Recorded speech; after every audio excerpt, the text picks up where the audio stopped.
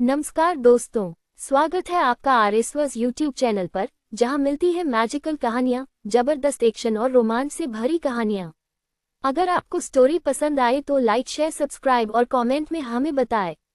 अगर आप चैनल पे नए हैं तो सब्सक्राइब जरूर करें और लेटेस्ट अपडेट्स के लिए टेलीग्राम ज्वाइन कर लीजिए, लिंक डिस्क्रिप्शन में है। आज हम लेकर आए हैं द मिलियनेयर जर्नी की नई कड़ी, एपिसोड 11। अगर आपने पहले के एपिसोड मिस कर दिए हैं तो जाकर जरूर देखें और इस सफर में हमारे साथ बने रहें। तो बिना किसी देरी के चलिए शुरू करते हैं आज का रोमांचक एपिसोड। एपिसोड 11। सभी ने एक साथ खाना शुरू कर दिया जब सभी खाद्य पदार्थ परोसे गए। उन्हें परवाह नहीं थी कि अधीर और जतिन भुगतान कर सकते हैं या नहीं, लेकिन वे बस आनंद ले रहे थे जब तक कि वे खुद भुगतान नहीं कर रहे थे। श्रुति अधीर के बगल में बैठी थी। उसकी अभिव्यक्ति भयानक थी क्योंकि उसे पता था कि अधीर आज के भोजन का खर्च नहीं उठा सकता। भले ही जतिन भुगतान कर सके, उसे शायद अपनी सारी बचत खर्च करनी पड़ेगी। क्या यह अपनी छवि बचाने के लिए अपनी सारी बचत खर्च करना उचित था? इस बारे में सोचते हुए श्रुति ने अधीर को और भी डिस्डेन के साथ देखा। उसे लगा कि अधीर को जतिन जैसे अमीर लड़के के साथ प्रतिस्पर्धा नहीं करनी चाहिए थी। भले ही उसने इस बार जीत हासिल की हो, यह उस तथ्य को नहीं बदलेगा कि वह एक गरीब लड़का है। 1 घंटे के भोजन के बाद सभी ने भरपूर खाया। वे सभी अधीर और जतिन की ओर देखने लगे, ये चिंता करते हुए कि क्या वे बिल चुकाने में सक्षम होंगे। एक बॉडीकॉन ड्रेस पहने महिला ने अपने ऊंचे जूतों में चलते हुए अधीर और जतिन के पास आए और नर्म आवाज में कहा, सर, कुल बिल 1,40,08,00,000 रुपये है। क्या आप नकद में भुगतान करना चाहेंगे या कार्ड से? 1,40,000 रुपये। यह आंकड़ा सुनकर सभी ने आश्चर्य से सांस ली और उनके सीने उभरने लगे। किसी ने भी उम्मीद नहीं की थी कि भोजन की लागत इतनी होगी। जतिन का चेहरा कठोर हो गया। यह 1,40,000 रुपये था। भले ही उसे केवल आधा भुगतान करना था, फिर भी ये 70,000 रुपये था। उसके पास अब इतनी राशि नहीं थी। जब सभी अभी भी सदमे में थे, अधीर ने अपने पैरों के पास रखे खाद्य वितरण बैग को उठाया और एक नकद की एक ढेर निकाली। ये ठीक 70,000 रुपये था।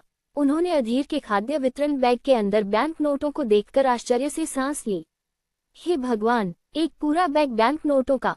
इसमें कितनी राशि है? अधीर ने निस्वार्थता से उस ढेर को बॉडीकॉन ड्रेस पहने महिला को सौंप दिया। ये लीजिए। धन्यवाद। महिला थोड़ी नर्वस थी जब उसने नकद का ढेर लिया। उसे उम्मीद नहीं थी कि अधीर इतनी उदारता से 1,40,000 रुपये के भोजन पर बिना किसी हिचकिचाहट के भुगतान करेगा। मैं केवल 70,000 रुपये का भुगतान करूंगा जबकि वह दूसरे आधे का भुगतान करेगा। अधीर ने उस महिला की ओर इशारा करते हुए जतिन की ओर देखा जब वह जाने ही वाली थी। कमरे में सभी की आंखें चौड़ी हो गईं, अधीर की ओर आश्चर्य से देखते हुए। उन्होंने कभी उम्मीद नहीं की थी कि अधीर बिना किसी हिचकिचाहट के 70,000 रुपये का भुगतान कर सकेगा। जतिन अभी भी अपनी सीट पर था।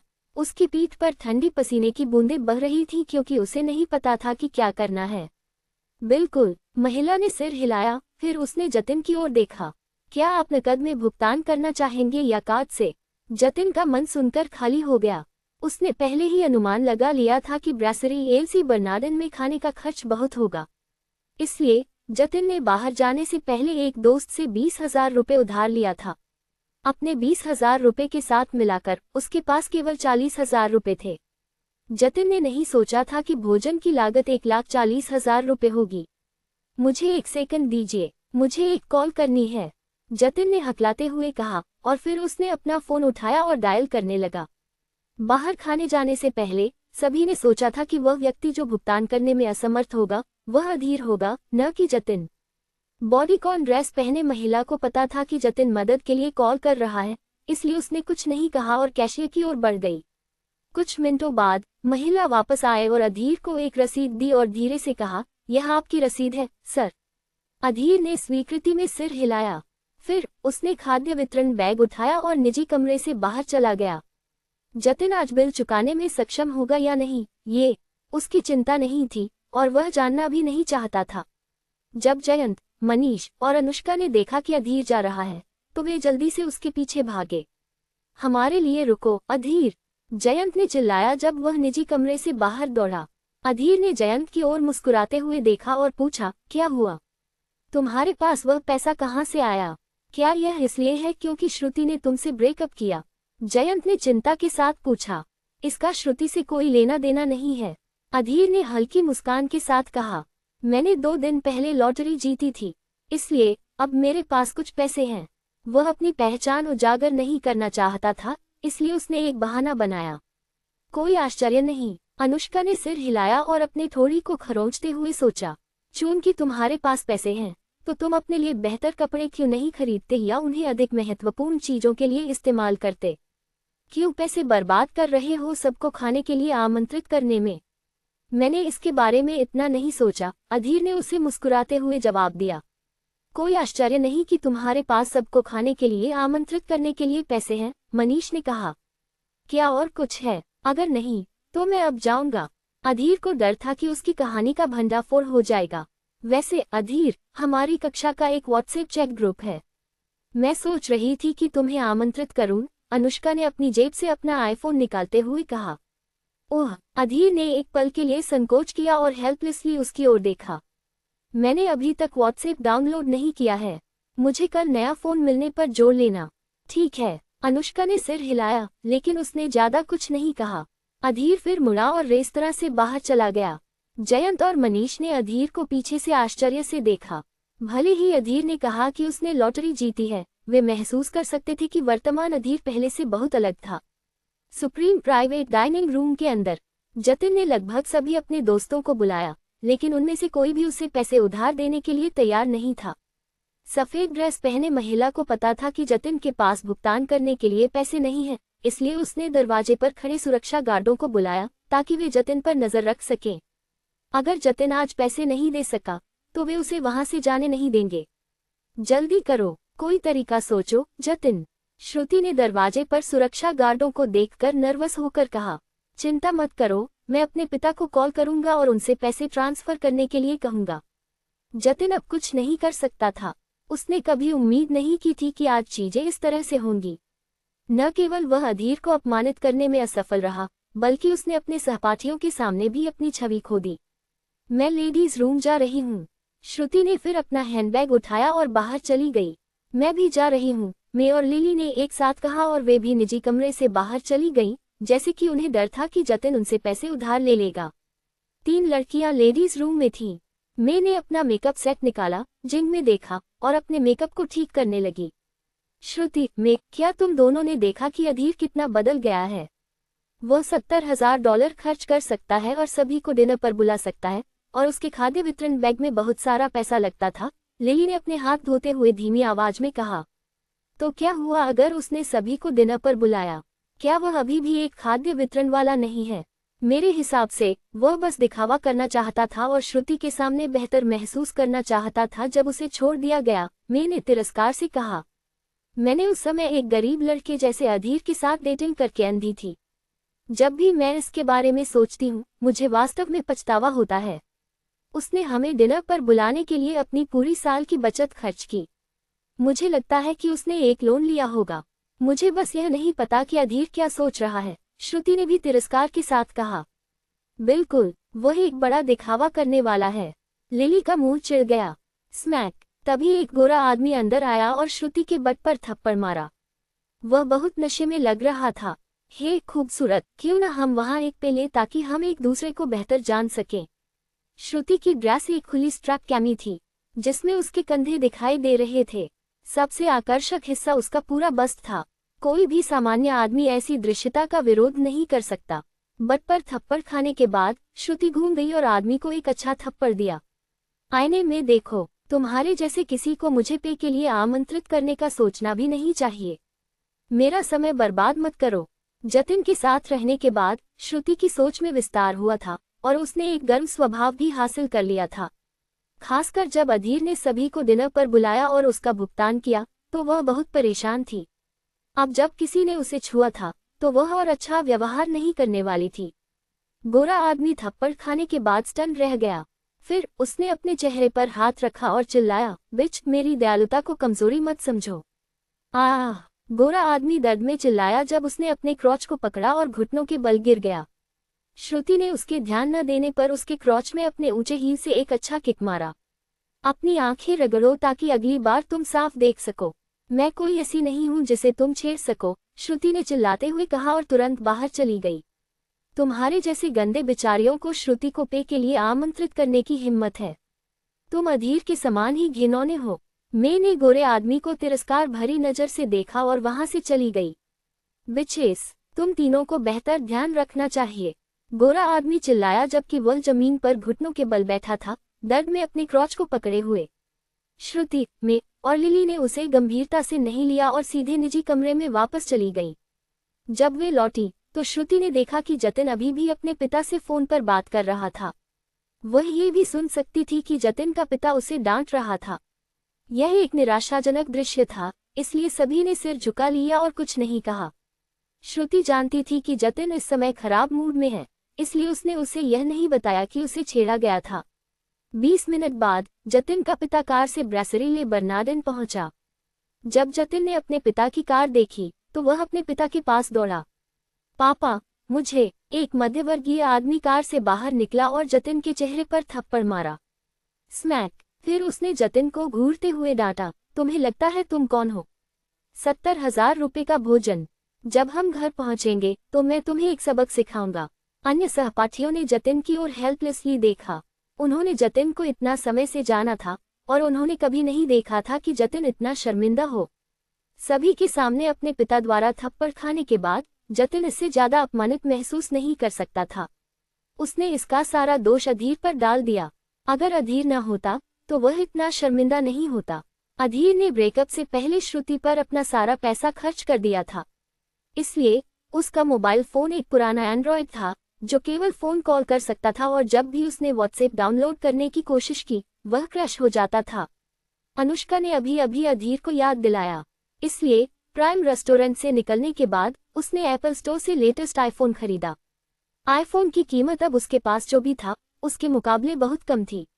अब अधीर को पता चला कि अमीरों की जिंदगी कितनी मजेदार होती है।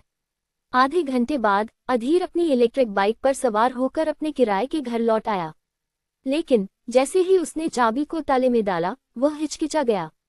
उसे लगा कि क्या श्रेया लिविंग रूम में बैठकर उसके घर लौटने का इंतजार कर रही होगी और उसे डांट रही होगी। उसने ईमानदारी से सोचा कि दोपहर में उसने कुछ गलत नहीं किया, लेकिन फिर भी महिलाएं कभी समझदारी से बात नहीं करती और पुरुष हर चीज के लिए दोषी होते हैं। मिश्रित भावनाओं के साथ अधीर ने चाबी घुमाई और दरवाजा एक क्लिक के साथ खुल गया। लिविंग रूम पिच काला था और पूरे घर में इतनी चुप्पी थी कि वह एक पिन गिरने की आवाज सुन सकता था। उसने राहत की सांस ली और अपने बेवकूफी भरे विचार पर हंस पड़ा। श्रेया पिछले आधे साल से अधीर के साथ घर में खुद को बंद कर रही थी। कोई नहीं जानता था कि वह क्या कर रही थी। वह हर दिन टेकआउट ऑर्डर करती थी और दोनों के एक दूसरे को देखने का कुल समय 3 घंटे से कम था। कभी कभी अधीर सोचता था कि श्रेया अपने कमरे में क्या कर रही है। उसने कभी कभी सुनने की कोशिश की और संगीत के साथ श्रेया की आवाज सुनी। लाइट चालू करते हुए और दरवाजे को अपने पैरों से धीरे से बंद करते हुए अधीर लिविंग रूम में घुस गया और सोफे पर गिर पड़ा।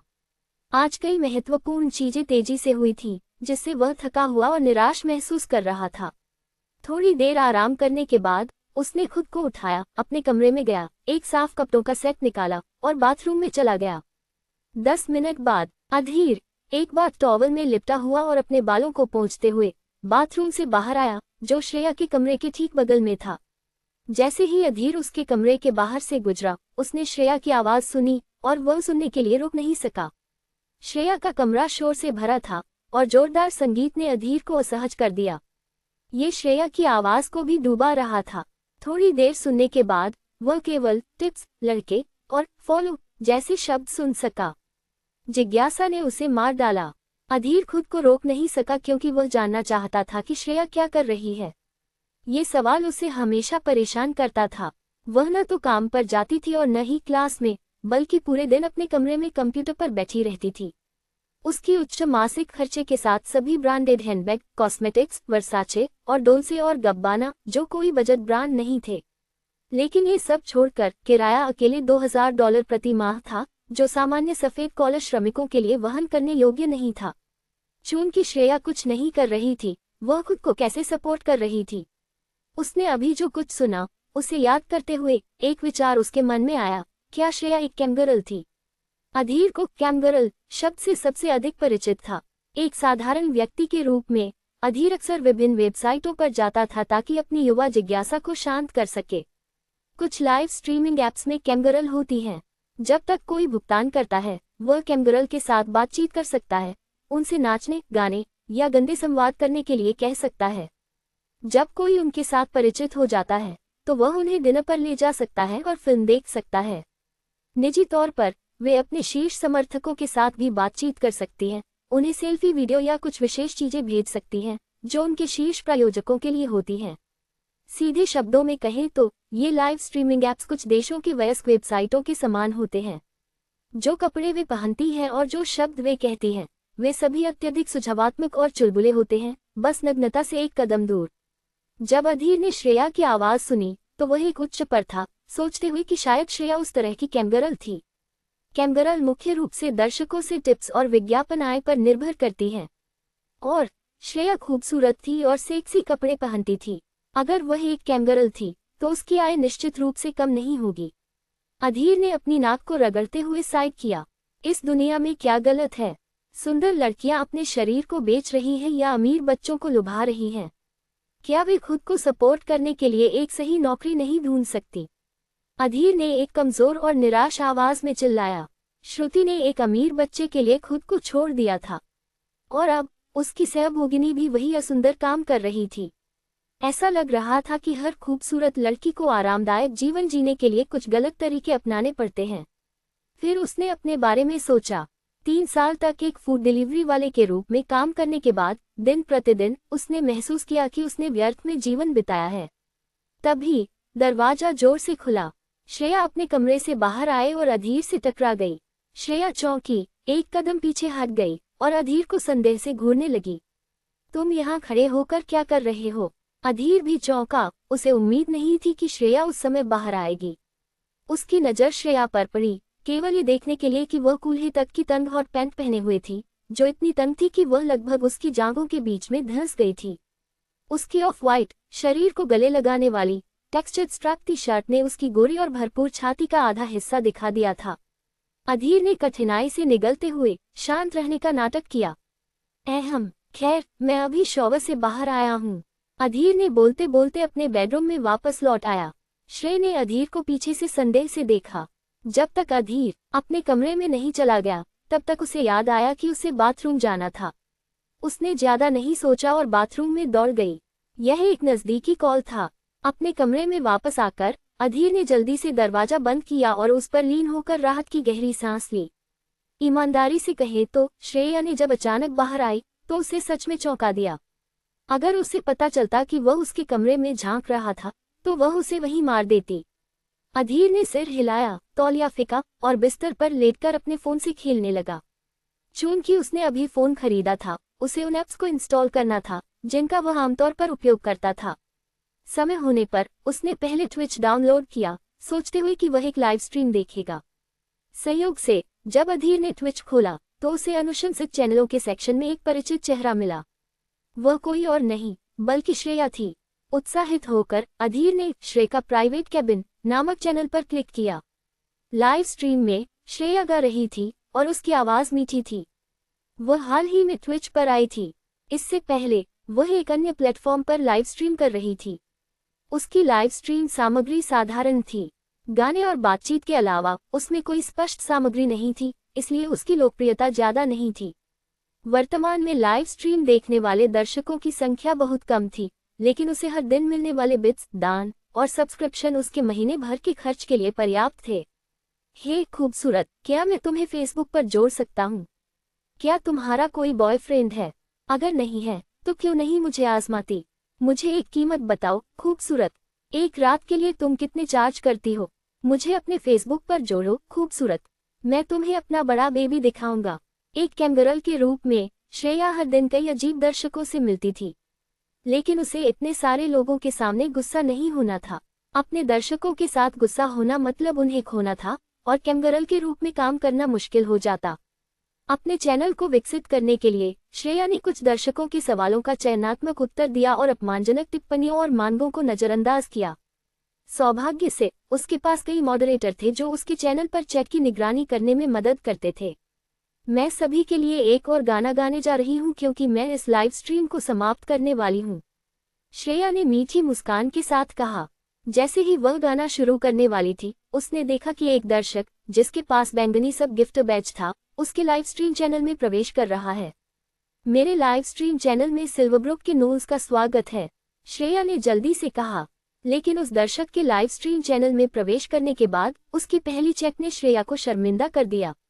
चूंकि तुम इतनी खूबसूरत हो, मुझे अपना पोल डांसिंग कौशल दिखाओ, श्रेया। इसके लिए 50 बिट्स। हे भगवान, 50 बिट्स! यह आदमी पागल अमीर है। नोल्स, पहले टिप दो और श्रेया डांस करेगी। बिल्कुल, सिर्फ गाना गाना मजेदार नहीं है। श्रेया, पोल डांसिंग, कृपया। चूंकि नोल्स ने इसे मांगा है, श्रेया, अब स्ट्रिप करो। सिल्वरब्रुक के नोल्स के संदेशों के कारण श्रेया के चैनल पर दर्शकों की संख्या बढ़ गई। एक कैमगर्ल के लिए 50 बिट्स का इनाम प्राप्त करना बहुत बड़ा होता है। सामान्यतः श्रेया को खुश होना चाहिए जब कोई उसके लिए पैसे खर्च करने को तैयार हो, लेकिन वह डांस में अच्छी नहीं थी और न ही उसे चिढ़ाने वाला डांस पसंद था। इसलिए उसने मुस्कुराते हुए कहा, मैं डांस नहीं कर सकती। क्यों न तुम एक गाना मांगो और मैं तुम्हारे लिए गाऊंगी। लेकिन सिल्वरब्रुक के नोल्स ऐसा नहीं मानते थे। मैं सिर्फ तुम्हें डांस करते हुए देखना चाहता हूँ। मैं पहले तुम्हें 25 बिट्स भेजूंगा। सिल्वरब्रुक के नोल्स ने श्रेया को 5 बिट्स भेजे। सिल्वरब्रुक के नोल्स ने श्रेया को 5 बिट्स भेजे।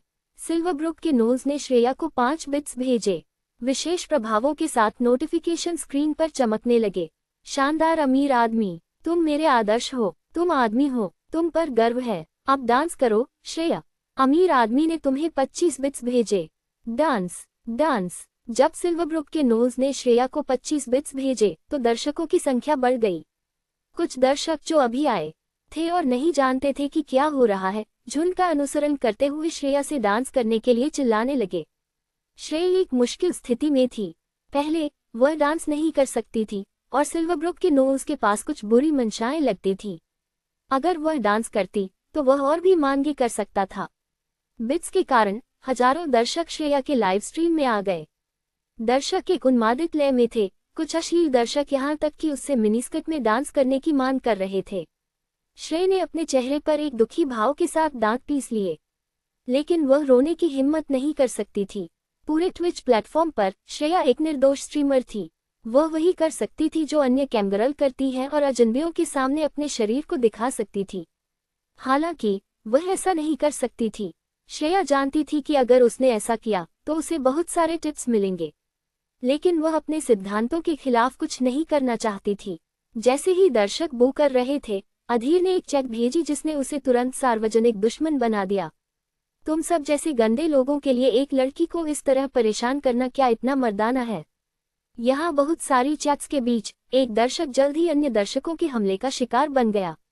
ये तो सिर्फ एक डांस है, इसमें इतनी शर्म की क्या बात है जब वह कपड़े भी नहीं उतार रही? कैसे कोई एक साथ चालाक भी हो सकता है और मासूम भी? दो रास्ते नहीं होते। ये तो बस टाइम पास कर रही है। अगर मैं होता तो अभी तक डांस शुरू कर चुका होता।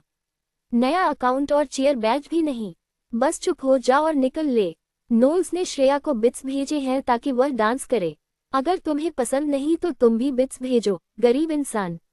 इस बेवकूफ में दम नहीं है। अगर पैसे नहीं हैं तो चुप ही रहो।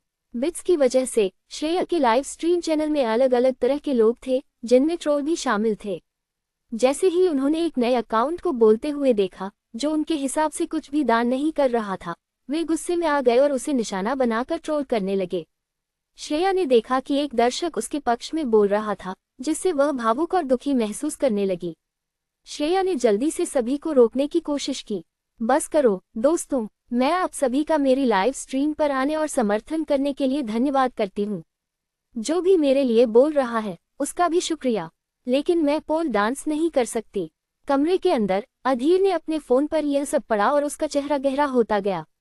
लेकिन श्रेया की बात सुनकर वह चौंक गया। उसे ये देखकर आश्चर्य हुआ कि श्रेया पैसे के प्रलोभन में नहीं आई। किसी के लिए भी सिद्धांतों पर अड़े रहना कठिन होता है, खासकर तब जब ढेर सारे पैसे ऑफर किए जा रहे हों। इससे पहले अधीर को हमेशा लगता था कि श्रेया एक घमंडी लड़की है जो पूरे दिन चटकीले और भड़काऊ कपड़े पहनकर अमीर लड़कों को लुभाने की कोशिश करती है।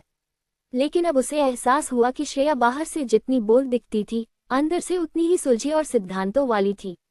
मैं फिर से पूछ रहा हूँ, तुम डांस करोगी या नहीं? सिल्वरब्रुक के नोज की चैट फिर से आए, लेकिन इस बार श्रेया ने उसे नजरअंदाज कर दिया। एफसी के यू बेशर्म लड़की, दिखावा करना बंद कर। ऐसी लड़कियां मासूम बनने का नाटक करती हैं। यकीन नहीं आता तो देखना, मैं तुम्हारी पूरी पॉपुलैरिटी खत्म कर सकता हूँ। जब श्रेया ने उसे इग्नोर किया तो सिल्वरब्रुक का नोज भड़क गया और गाली गलौज करने लगा।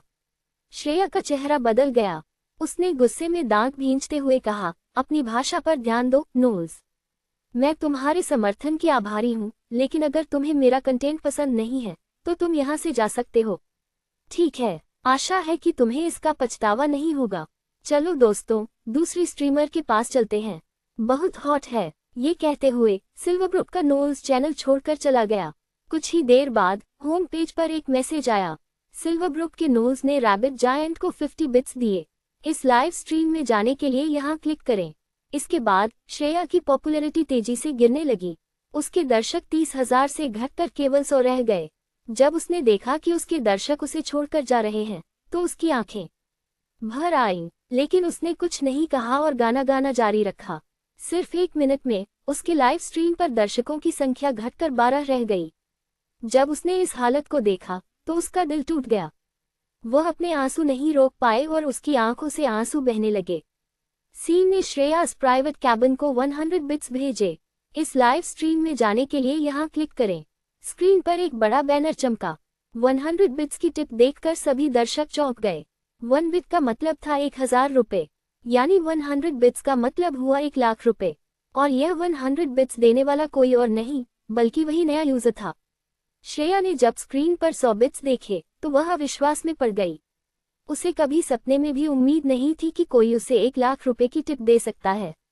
श्रेया काफी समय से स्ट्रीमर थी और उसके कुछ वफादार फॉलोअर्स भी थे, लेकिन उसका कंटेंट बहुत साफ सुथरा था। उसने कभी अपनी जांघें तक नहीं दिखाई, तो फिर सेक्सी डांस और स्ट्रिपिंग की तो बात ही दूर थी। इसी वजह से उसकी कमाई बहुत कम होती थी। इतनी बड़ी रकम की टिप उसे पहली बार मिली थी। वह हैरान रह गई और अपनी स्क्रीन को टकटकी लगाकर देखने लगी। अधीर ने जैसे ही 100 बिट्स भेजे, श्रेया की पॉपुलैरिटी फिर से आसमान छूने लगी। दर्शकों की संख्या फिर से 1000 से बढ़कर 20,000 हो गई। ये सीन कौन है? एक बार में 1 लाख रुपए की टिप? यकीन नहीं हो रहा। जो लोग अभी तक कह रहे थे कि नया अकाउंट गरीब होता है, सामने आओ अब। श्रेया, जब इतना अमीर आदमी तुम्हारा इतना समर्थन कर रहा है तो आज बच नहीं सकती। अमीर इंसान, मैं अभी 18 साल का हुआ हूँ, मेरी टांगें लंबी है और कमर पतली। प्लीज मुझे भी सपोर्ट करें। यह मेरा नंबर है 110XXXX। आज रात मजा करेंगे। बातचीत का एक विस्फोट हुआ जिसमें हर कोई यह अनुमान लगाने लगा कि सीन कौन हो सकता है। वहां कोई कमी नहीं थी सोने की खुदाई करने वालों की, जो एक रखी हुई महिला बनना चाहती थी। अधीर ने टिप्पणियां पढ़ी और बस मुस्कुराए, कुछ भी नहीं समझाते हुए। 1 लाख रुपए एक औसत व्यक्ति के लिए वार्षिक वेतन होगा, लेकिन यह अधीर के लिए कुछ भी नहीं था। श्रेया अभी उस जगह पर जड़ित थी और उसने अधीर का धन्यवाद करना भी भूल गई। सीम, क्या तुम हीरो बनने की कोशिश कर रहे हो? मैंने कहा था कि मैं इस स्ट्रीमर को बैन कर दूंगी और तुमने उसे टिप्स भेजी। तुम क्या हासिल करने की कोशिश कर रहे हो? सिल्वरब्रुक के नोज का संदेश फिर से चैटबॉक्स में उभरा। अधीर ने तिरस्कार किया, लेकिन उसने जवाब नहीं दिया। क्या तुम अमीर नहीं हो बच्चे? तो चलो एक दांव लगाते हैं। मैं रैबिट जायंट के लाइव स्ट्रीम का समर्थन करूंगा, जबकि तुम उस बेचारी का समर्थन करो। जो हार जाएगा वह बेवकूफ है। सिल्वरब्रुक के नोज ने देखा कि अधीर कुछ नहीं बोल रहा है और तुरंत गुस्सा हो गया। लड़ाई करो, उससे मत डरो। हाँ, उसे मारो। जैसे कि स्थिति पहले से ही गर्म थी, दर्शक अधीर का समर्थन करने के लिए उत्साहित हो गए। जब श्रेया ने चैट्स देखी तो उसने तुरंत जवाब दिया, सीन, मैं तुम्हारे द्वारा भेजी गई टिप्स के लिए आभारी हूँ, लेकिन कृपया ऐसे लोगों को नजरअंदाज करो। नोल्स ऑफ सिल्वरब्रुक ने रैबिट जायंट को 10 बिट्स भेजे। नोल्स ऑफ सिल्वरब्रुक ने रैबिट जायंट को 30 बिट्स भेजे। नोल्स ऑफ सिल्वरब्रुक ने रैबिट जायंट को 50 बिट्स भेजे, जबकि नोल्स ऑफ सिल्वरब्रुक ने रैबिट जायंट को लगभग 20,000 रुपए के उपहार दिए। श्रेया के प्राइवेट कैबिन को अभी तक कुछ नहीं मिला था। सीम, क्या तुम एक बड़े खिलाड़ी नहीं हो? क्या तुम्हें ठंड लग गई? चलो, मैं तुम्हें दिखाता हूँ कि असली बड़े खिलाड़ी कैसे होते हैं। सीम, तुम कुछ नहीं कह रहे हो, तुम गरीब दिखावे वाले हो। मैंने तुम जैसे कई गरीब बेवकूफ देखे हैं। क्या तुम श्रेया पर डोरे डालना नहीं चाहते? अगर मैं उसे नहीं पा सकता तो तुम उसे पाने के बारे में मत सोचो। नोल्स ऑफ सिल्वरब्रुक ने अधीर का मजाक उड़ाया जब अधीर ने कोई प्रतिक्रिया नहीं दी। जो दर्शक पहले अधीर का समर्थन कर रहे थे वे अब उसके खिलाफ हो गए। नोल्स ऑफ सिल्वरब्रुक का अनुसरण करते हुए अधीर का अपमान करने लगे। सीन ने श्रेया के प्राइवेट कैबिन को 1000 बिट्स टिप किए। एक शानदार संदेश स्क्रीन पर उड़ गया। 1000 बिट्स की कीमत 1 करोड़ रुपए थी। जब दर्शकों ने इस संदेश को देखा तो वे और पूरी प्लेटफॉर्म चुप हो गए। श्रेया स्टन्ड और उसकी आंखें चौड़ी हो गईं, उसका मुंह खुला रह गया। उसे विश्वास नहीं हो रहा था कि कोई उसे एक बार में 1 करोड़ रुपए टिप करेगा। हे भगवान, 1 और 1000 बिट टिप। शानदार अमीर आदमी। सीन कौन है? श्रेया ने अपने कंप्यूटर स्क्रीन को देखते हुए चकित होकर कहा। सिल्वरब्रुक के नोल्स कहाँ हैं? क्या वह अमीर आदमी के साथ दांव लगाना नहीं चाहता?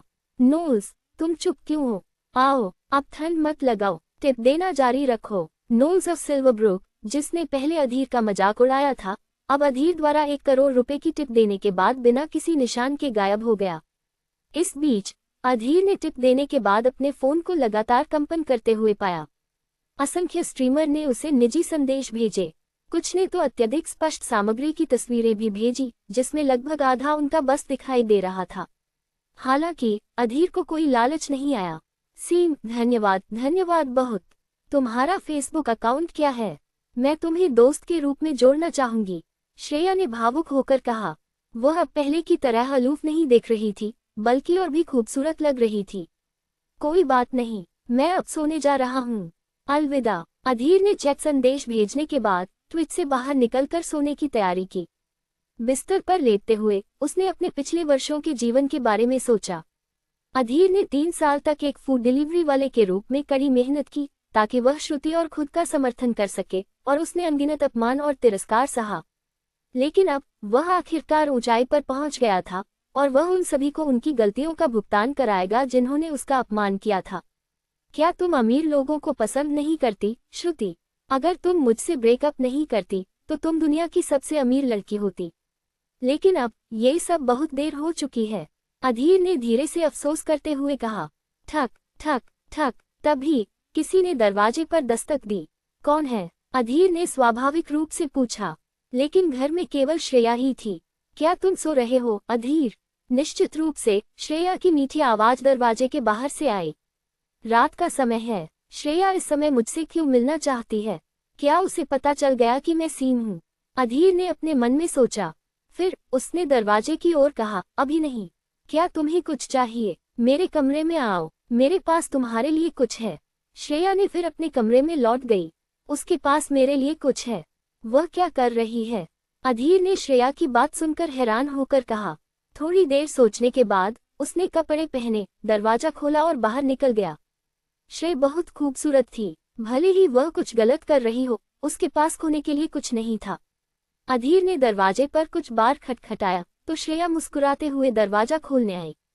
तुम यहाँ हो, कृपया अंदर आओ। अधीर को एहसास हुआ कि उसने ज्यादा सोच लिया था जब उसने देखा कि एक टेबल पर स्वादिष्ट खाने का सामान रखा है। क्या तुम कोई पार्टी कर रही हो या कुछ? तुमने अचानक मुझे क्यों बुलाया? अधीर ने पूछा। मैं आज अपनी खुशी किसी के साथ बांटना चाहती थी। चूंकि मैं सिल्वरब्रुक में किसी को नहीं जानती, मैंने तुम्हें बुलाया। इसके अलावा आज तुम्हें कॉस्मेटिक से मारा था, इसके लिए यह मेरी माफी है, श्रेया ने मुस्कुराते हुए कहा और उसे बताया कि आज लाइव स्ट्रीम में क्या हुआ। अधीर चुपचाप सुनता रहा और कभी कभी आश्चर्य जताने का नाटक किया। आखिरकार उसे अभी तक ये नहीं पता था कि सीन, जिसका वह बार बार जिक्र कर रही थी, वही है। मुझे नहीं पता सीन कौन है। वह बहुत उदार है, श्रेया ने अपने नाश्ते को चबाते हुए अधीर से कहा। और कौन हो सकता है? वह कोई अमीर आदमी है, अधीर ने सपाट स्वर में कहा। मुझे यकीन है कि वह ऐसा ही है, नहीं तो उसे मुझे इतनी बड़ी रकम टिप देने का क्या मतलब? श्रेया ने कहा। क्या तुम जानते हो, जब उसने मुझे आज टिप दी तो मैं सच में भावुक हो गई थी। अगर वह हैंडसम होता तो मैं उसे शादी के लिए हिचकिचाती नहीं। उसकी बात करते समय उसका चेहरा लाल हो गया। अधीर चौंका और फिर ये सुनकर उसकी भौहें चिढ़ गईं। क्या लड़कियां सिर्फ पैसे के लिए नहीं होती? तुम क्या कह रहे हो? मैं कब से पैसे के लिए हो गई? श्रेया खुश नहीं हुई। क्या तुमने अभी कहा नहीं कि तुम उस अमीर आदमी से प्रभावित हो? मैं प्रभावित हुई क्योंकि उसने मेरी मदद की। श्रेया ने जल्दी से अपनी बात स्पष्ट की। उसने तुम्हारी मदद की? अधीर ने हैरानी से पूछा।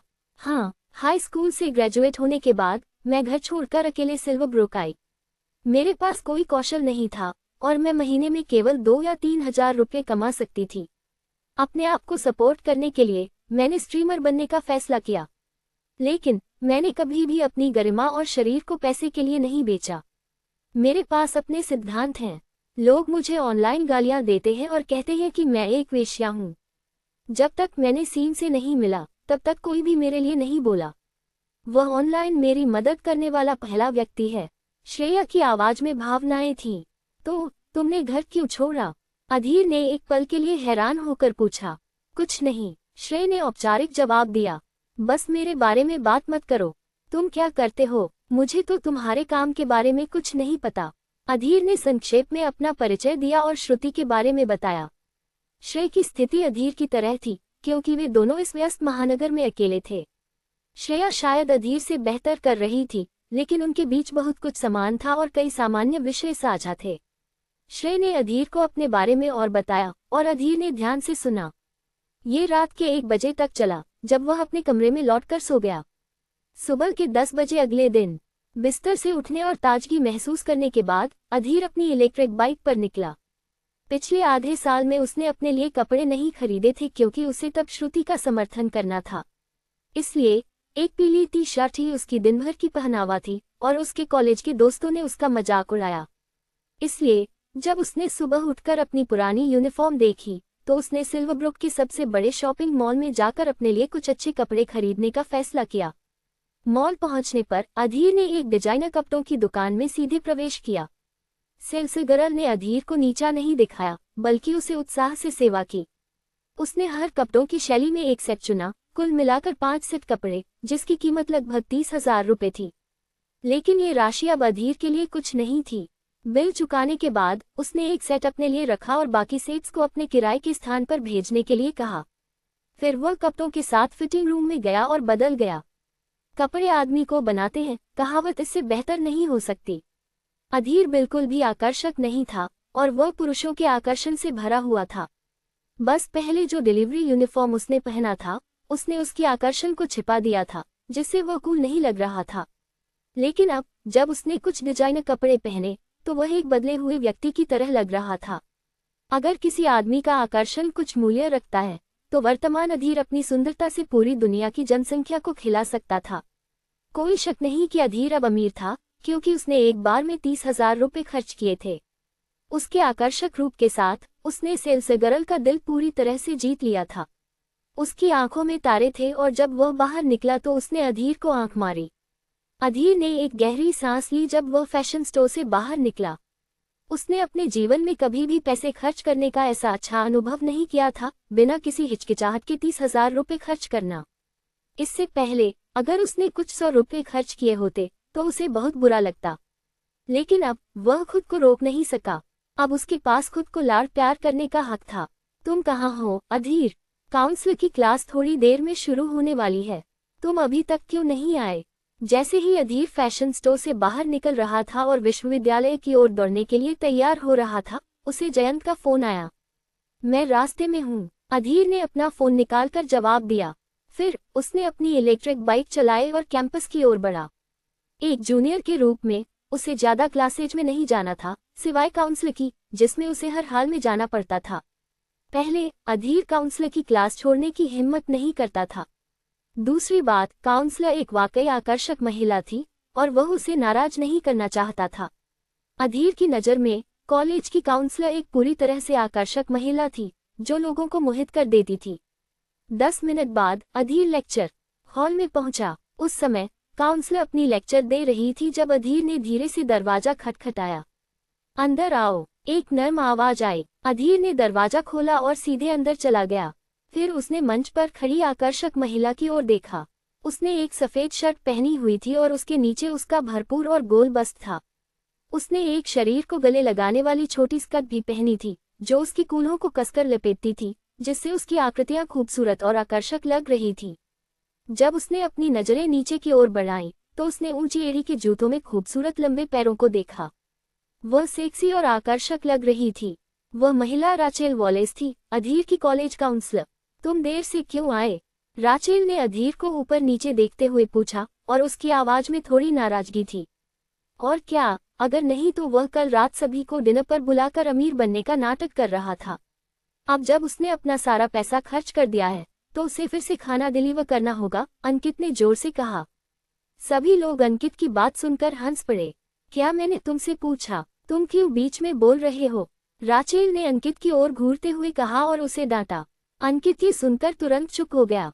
सिल्वरब्रुक विश्वविद्यालय में यह अफवाह थी कि राचेल का बैकग्राउंड इतना मजबूत है कि यहाँ तक कि चांसलर भी उसके साथ छेड़छाड़ करने की हिम्मत नहीं करता। इसलिए अंकित को चुप रहना पड़ा और सही व्यवहार करना पड़ा। मुझे खेद है मिस वॉलेस, मैं आज सुबह सोता रह गया, अधीर ने राचेल को देखते हुए कहा। बाहर जाओ और हॉलवे में खड़े रहो। अगर तुम अगली बार फिर से देर से आए तो तुम्हें मेरी क्लास में आने की जरूरत नहीं है, राचेल ने बर्फीली आवाज में कहा। ठीक है, अधीर ने बेबसी से सिर हिलाया और लेक्चर हॉल से बाहर चला गया। जब वो हॉलवे में बाहर आया तो उसने पिछले 2 दिनों में जो कुछ हुआ उसके बारे में सोचना शुरू किया। उसने सोचा कि यह सब अद्भुत था। कल ही श्रुति ने उसे छोड़ दिया था क्योंकि वह गरीब था और उसके कॉलेज के दोस्तों ने उसका मजाक उड़ाया। और अब वह दुनिया का सबसे अमीर आदमी बन गया था। वह एहसास अद्भुत और अवास्तविक था। अगर श्रुति को पता चले कि मेरे पास इतना पैसा है तो वह क्या सोचेगी? अधीर अपने मन में साई कर रहा था। आधे घंटे बाद घंटी बजी और क्लास खत्म हो गई। राचेल लेक्चर हॉल से बाहर निकली। उसकी ऊंची एड़ी के जूतों की आवाज तेज क्लिक क्लैक थी जब वह अधीर के पास आई। उसने फिर से उसे ऊपर नीचे देखा, फिर उसे घूरते हुए कहा, मुझे 4 बजे रजिस्ट्रार के ऑफिस से कुछ लाने में मदद करो और इसे मेरे हॉस्टल में पहुंचा दो। क्या तुम समझे? समझ गया, अधीर ने जल्दी से सिर हिलाया। अगर तुम फिर से देर से आए तो मैं तुम्हें नहीं छोड़ूंगी। राचेल ने फिर अपनी कोल्हों को हिलाते हुए सीढ़ियों से नीचे चली गई। अधीर लेक्चर हॉल में वापस गया और वह मिजरेबल लग रहा था। जब वह अंदर गया तो उसे पता चला कि श्रुति और शिखा वहां नहीं थी। तुम पहले कहाँ गए थे अधीर?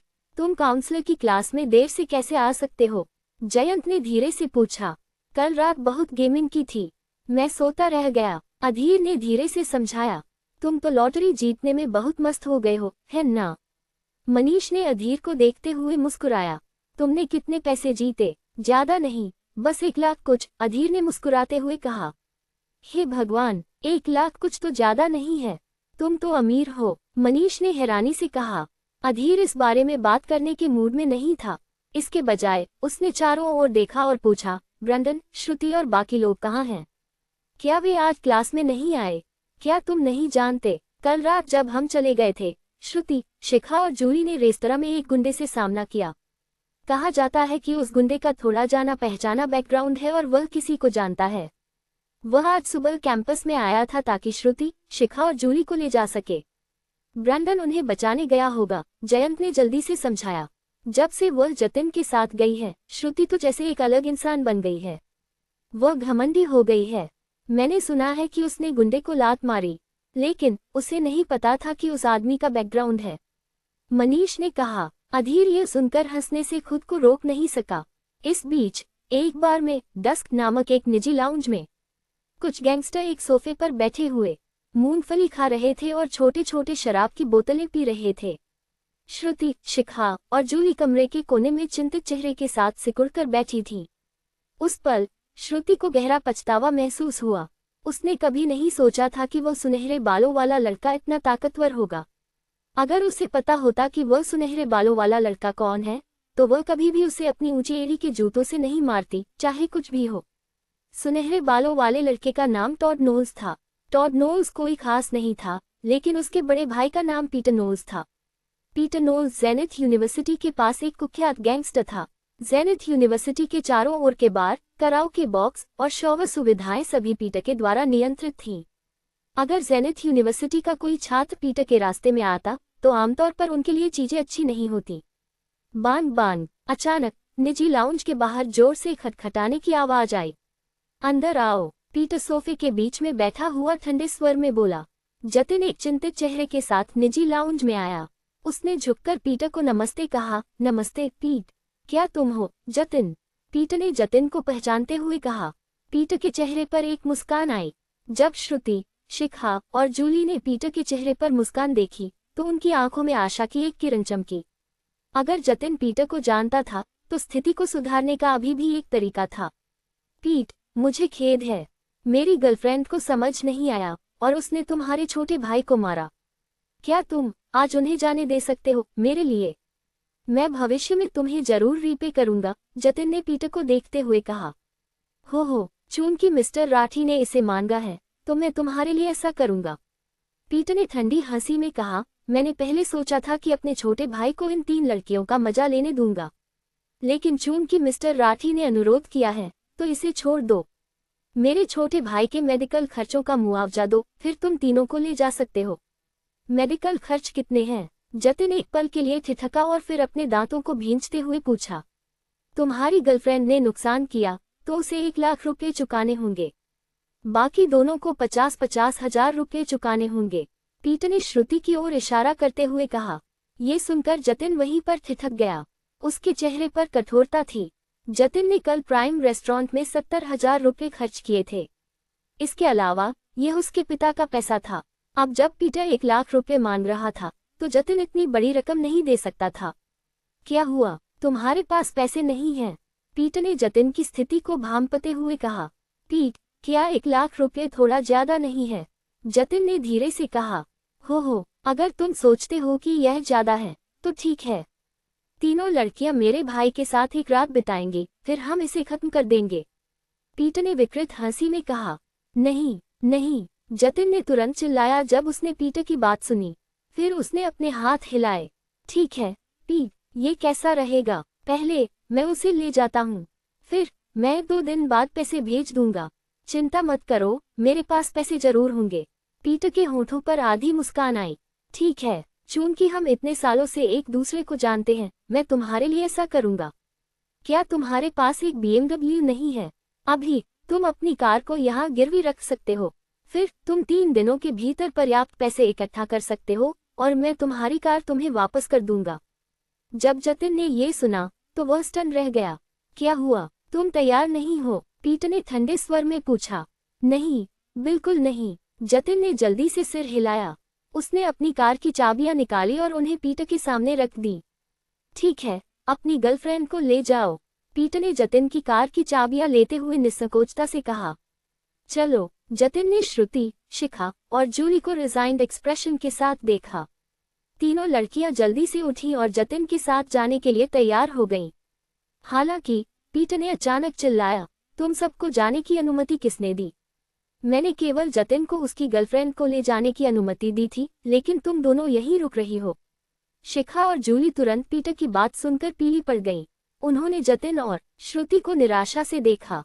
जतिन, तुम हमें यहाँ नहीं छोड़ सकते, शिखा ने रोते हुए कहा।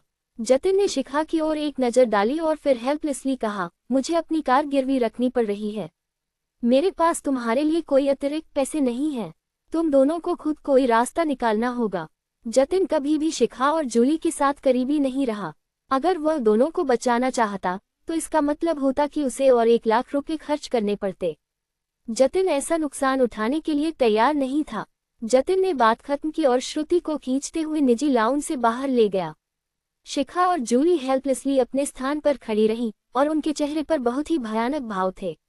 उन्होंने नहीं सोचा था कि जतिन इतना निर्दयी होगा कि उन्हें पीछे छोड़ देगा। क्या तुम दोनों कुछ पैसे खर्च करके इस मुसीबत से बचने की योजना बना रही हो या तुम मेरे छोटे भाई के साथ यहाँ रात बिताने की योजना बना रही हो? पीटर ने बियर पीते हुए और उन्हें विकृत नजरों से देखते हुए कहा। शिखा की आकृति बहुत आकर्षक थी और उसके पास अद्भुत गुण थे। इसके अलावा उसने आज बहुत ही खुला कपड़ा पहना हुआ था। गहरे कट वाले टॉप के साथ माइक्रो मिनिस्कर्ट ने उसकी आकर्षक आकृति को पूरी तरह से उजागर किया। जहां तक जूली की बात है, भले ही उसकी आकृति शिखा की तरह अच्छी न हो, लेकिन उसकी खूबसूरती बहुत अच्छी थी। वह जेनिथ यूनिवर्सिटी की दुर्लभ सुंदरियों में से एक थी। पीट, हम पैसे देंगे, शिखा ने पीटर की बात सुनकर डर से कांपते हुए कहा। उसने जल्दी से एक जवाब बड़बड़ाया और फिर अपना फोन निकालकर कॉल करने लगी। जूली शिखा के पास सिकुड़कर बैठी थी और उसने भी अपने दोस्तों से संपर्क करना शुरू कर दिया। हालांकि शिखा और जूली अच्छे परिवारों से थी, लेकिन वे अमीर होने के स्तर तक नहीं पहुंची थी। इसलिए 50,000 रुपये उनके लिए एक बड़ी राशि थी। 10 मिनट बाद दोनों ने फेसबुक पर अपने सभी दोस्तों से संपर्क कर लिया। हालांकि कोई भी उन्हें पैसे उधार देने के लिए तैयार नहीं था। शिखा, अब हम क्या करें? मेरे किसी दोस्त ने भी मुझे पैसे उधार देने के लिए नहीं कहा। जूली ने गले में रुकावट के साथ कहा। वह इतनी चिंतित थी कि वह रोने ही वाली थी। मुझे क्या पता कि हमें क्या करना चाहिए। मेरे सभी दोस्त कह रहे हैं कि उनके पास पैसे नहीं हैं, शिखा ने बेबसी से कहा। जूली ने एक पल के लिए संकोच किया और धीरे से कहा, शिखा, मैंने आज श्रुति से सुना कि अधीर ने लॉटरी स्क्रैच कार्ड में जैकपॉट जीता हो सकता है। इसी वजह से उसने कल सभी को खाने के लिए बुलाया था। क्यों न तुम उसे कॉल करके कहो कि वह हमें कुछ पैसे उधार दे दे। हमने कल उसे बहुत अपमानित किया। क्या वह अब भी हमें पैसे उधार देगा? शिखा ने संकोच में पूछा। ठीक है, हमारे पास अभी कोई और विकल्प नहीं है। क्यों न हम इसे एक बार आजमाएं? ठीक है, शिखा ने बेबसी से सिर हिलाया और अधीर का नंबर डायल किया। क्लासरूम में अधीर ने शिखा का कॉल देखा। उसे यह सोचने की जरूरत नहीं थी कि क्या हो रहा है, इसलिए उसने तुरंत कॉल अस्वीकार कर दिया। शिखा ने हार नहीं मानी। उसने फिर से उसका नंबर डायल किया। कौन है? अधीर ने अनजान स्वर में पूछा। अधीर, यह मैं हूँ। मुझे अभी 1 लाख रुपए की जरूरत है। क्या तुम मुझे उधार दे सकते हो? शिखा ने दिल से अधीर को नीचा दिखाया, लेकिन वह इस समय पूरी तरह से बेबस थी। मैं तुम्हें पैसे क्यों उधार दूं? अधीर ने ठंडे स्वर में कहा। शिखा उसकी बात सुनकर चौंकी। फिर उसने अपने दांतों को भींचते हुए कहा, अधीर, क्या तुमने हाल ही में श्रुति के साथ ब्रेकअप नहीं किया? अगर तुम आज मुझे कुछ पैसे उधार दोगे तो मैं तुम्हारी गर्लफ्रेंड बन जाऊंगी। तुम जानते हो, मेरी खूबसूरती श्रुति से कम नहीं है। इसके अलावा मेरे पास श्रुति से बेहतर शरीर है। तुम मेरी गर्लफ्रेंड बनना चाहती हो? अधीर हंसने से खुद को रोक नहीं सका। फिर उसने मजाक में कहा, क्या तुम सोचती हो कि तुम इसके लायक हो? अधीर, क्या तुम चीजों को बहुत दूर नहीं ले जा रहे? क्या ये सिर्फ लॉटरी स्क्रैच कार्ड का जैकपॉट नहीं है? क्या मैं तुम्हारी गर्लफ्रेंड बनने के लायक नहीं हूँ? शिखा ने गुस्से और शर्मिंदगी में कहा। ठीक है, मैं अपनी सांसें बर्बाद नहीं कर रहा। ठीक है, मैं वहां जाकर तुम्हें बचा सकता हूँ। लेकिन मेरी एक शर्त है, तुम और मैं एक होटल में रात बिताएंगे। कैसा रहेगा? अधीर ने धीरे से कहा। जब शिखा ने उसकी बात सुनी तो वह तुरंत लाल हो गई। उसने नहीं सोचा था कि अधीर इतना बेझिझक होगा। मैं तुम्हें आधे मिनट का समय दूंगा। आखिरकार कॉल चार्ज काफी महंगे होते हैं, अधीर ने ठंडे स्वर में कहा। शिखा ने अपने फोन को पकड़े रखा और अनजाने में उस सुनहरे बालों वाले लड़के की ओर मुड़ी। इस समय उसे सुनहरे बालों वाले लड़के और अधीर के बीच चयन करना था। हालांकि अधीर थोड़े गरीब थे, लेकिन वह देखने में काफी अच्छे थे। इसके अलावा वह साल भर खाना डिलीवर करने के कारण एक मजबूत काया के मालिक थे और मर्दानगी का एहसास देते थे। अगर शिखा को दोनों में से किसी एक का चयन करना होता तो वह अधीर को चुनती। उसके साथ एक रात बिताना तो ठीक है, ये सुनहरे गुंडे के हाथों में जाने से बेहतर है। मैंने कल उस सुनहरे बालों वाले लड़के का अपमान किया। कौन जानता है कि अगर मैं उसके साथ रात बिताती हूँ तो वह मेरे साथ क्या करेगा? शिखा ने अपने विकल्पों का वजन किया। उसने अपने होंठ काटते हुए कहा, ठीक है अधीर, मैं इससे करूंगी। अधीर ने उसकी प्रतिक्रिया सुनते ही तुरंत फोन काट दिया।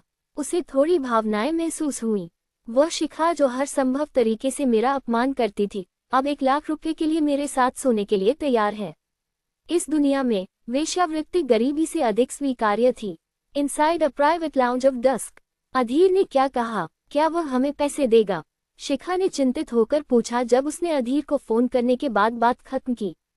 हाँ, उसने हाँ कहा। शिखा ने धीरे से सिर हिलाया। अधीर के साथ उसकी बातचीत अभी भी उसके मन में गूंज रही थी। शिखा ने कभी नहीं सोचा था कि उसे एक इंसेल जैसे अधीर से मदद मांगनी पड़ेगी, और अधीर उसे पैसे देने के लिए तैयार था, इस शर्त पर कि वह उसके साथ एक रात बिताएगी। शिखा के लिए यह स्वीकार करना मुश्किल था कि उसे अधीर के साथ सोना पड़ेगा। लेकिन अगर वह $1 लाख नहीं जुटा पाई तो उसका भविष्य बहुत भयानक हो सकता था, क्योंकि एक गुंडा जैसे सुनहरे बालों वाले लड़के के पास कुछ भी करने की शक्ति थी। इसलिए शिखा को केवल अधीर की मांग मानने के लिए सहमत होना पड़ा। मुझे नहीं पता था कि उसके पास अभी भी कुछ विवेक है और वह हमें पैसे देने के लिए तैयार है। जूली ने राहत महसूस करते हुए कहा, अधीर की मदद करने की बात सुनकर। शिखा ने अपनी भौहें चिढ़ाते हुए जूली की ओर देखा। मैं तुम्हें ये पैसे दे रही हूँ। तुम्हें भविष्य में जब तुम्हारे पास पैसे हों तो मुझे चुकाने होंगे। क्यों? क्या अधीर ही हमें ये पैसे नहीं दे रहा? जूली खुश नहीं थी। अगर अधीर उसे यह पैसे देता तो वह उसके सामने प्यारी बनकर पेश आ सकती थी और शायद वह उसकी कर्ज माफ कर दे। उसे लगा कि वह अधीर जैसे इंसेल के साथ निपटने में अच्छी है। तुम्हें क्या लगता है? क्या तुम सोचती हो कि अधीर इतना बेवकूफ़ है कि हमें बिना किसी शर्त के पैसे दे देगा? वह हमें पैसे तभी देगा जब मैं उसके साथ सोऊंगी। अगर तुम मेरी जगह ले लो और उसके साथ एक रात बिताओ तो मैं इस पैसे को छोड़ दूंगी। शिखा ने गुस्से में दांत पीसते हुए कहा। जूली स्टन रह गई, मुंह खोले और कुछ नहीं कह सकी। काफी देर बाद उसने शिखा की ओर देखा और कहा, तुम पागल हो शिखा। तुम अधीर जैसे किसी के साथ सोने के लिए कैसे तैयार हो सकती हो सिर्फ $50,000 के लिए? क्या तुम्हारे पास अधीर की मांग मानने के अलावा कोई बेहतर विकल्प है? क्या अधीर के साथ सोना टॉड के साथ सोने से बेहतर नहीं है? शिखा ने तिरछी मुस्कान के साथ कहा। जूली वहां खड़ी रह गई, कुछ कहने के लिए नहीं जानती। इस बारे में किसी और को मत बताना, वरना मैं तुम्हें खुद मार डालूंगी। शिखा ने जूली को धमकी भरी नजरों से देखा। मैं किसी को नहीं बताऊंगी। चिंता मत करो, जूली ने जल्दी से कहा। टॉड सोफे पर बैठा था और अधीर के इंतजार में अधीर हो रहा था। उसने मेज पर हाथ मारते हुए कहा, क्या तुमने पैसे उधार लिए या नहीं, तुम दोनों? अगर तुम्हारा कोई दोस्त नहीं आया तो तुम दोनों मेरे साथ चलोगी। मेरी दोस्त थोड़ी देर में आएगी। शिखा की आंखों में डर की झलक थी जब उसने टॉड की बात सुनी। 5 मिनट और अगर तुम्हारा दोस्त 5 मिनट के बाद नहीं आया तो तुम जानती हो कि क्या होने वाला है, टॉड ने अधीरता से कहा। शिखा कोने में सिमट गई, चुपचाप सिर हिलाते हुए और बोलने की हिम्मत नहीं जुटा पाई। Knock knock knock. तभी किसी ने बाहर प्राइवेट लाउंज के दरवाजे पर दस्तक दी। अंदर आओ, पीट ने दरवाजे की ओर चिल्लाया। अधीर ने दरवाजा खोला और सीधे अंदर आया। शिखा और जूली की आंखों में अधीर को देखकर एक चमक आई। मैं इन्हें लेने आया हूँ, अधीर ने शिखा और जूली को देखकर बिना भाव के कहा। क्या तुम पैसे लाए हो? पीट ने ठंडी आवाज में पूछा। वह सोफे के बीच में बैठा था और अधीर की ओर देखे बिना ही बात कर रहा था। अधीर ने जो खाद्य वितरण बैग वह ले आया था उसे मेज पर रखा और कहा, यहाँ $1,00,000 हैं। अब इन्हें जाने दो। टॉड ने जल्दी से खाद्य वितरण बैग खोला और फिर अधीर के पास जाकर उसे तिरछी नजर से देखा और मुस्कुराया। मुझे नहीं पता था कि एक इंसेल जैसे तुम इतनी जल्दी $1,00,000 जुटा सकते हो। तुम अमीर हो। क्या मैं अमीर हूँ या नहीं ये तुम्हारे लिए कोई मायने नहीं रखता, अधीर ने कहा। क्या एक घमंडी बच्चा? टॉड अधीर के पास आया और उसे ध्यान से देखा। वह चौकस हो गया जैसे कि उसे अचानक कुछ याद आया।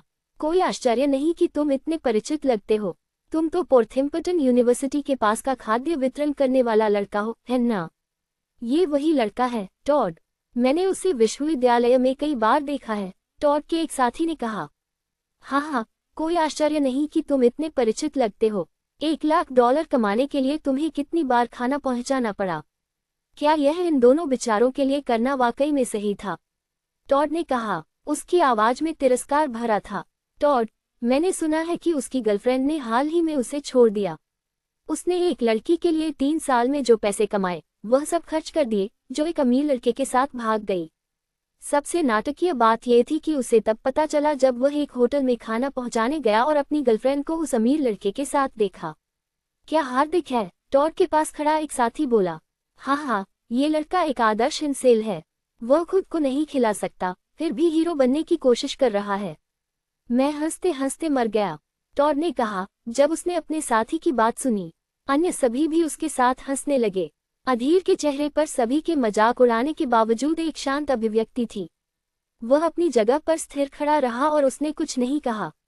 उसके लिए ये लोग बस एक जोकरों का समूह थे। हालांकि उनके नजरों में अधीर कायरता से व्यवहार कर रहा था। शिखा और जूली ने अधीर को वहां खड़े और चुप्पी साधे देखा। उनकी आंखों में अधीर के प्रति तिरस्कार भरा था।